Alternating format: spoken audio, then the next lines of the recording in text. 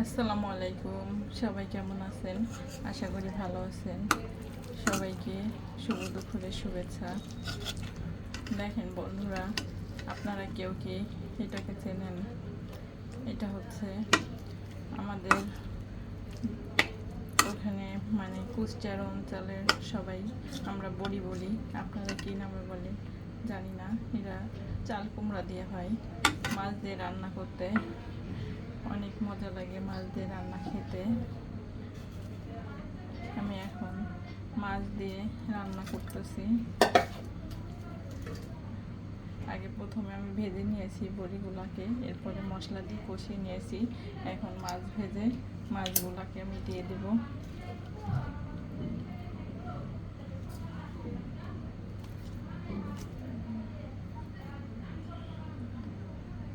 এখন ঝোল দেব, ঝোলটা একটু শুকালে আমি নামিয়ে রাখবো।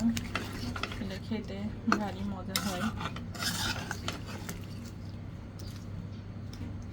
আমার ছেলের খুব পছন্দ এই বড়ির তরকারি হলে আর কিছু লাগেই না।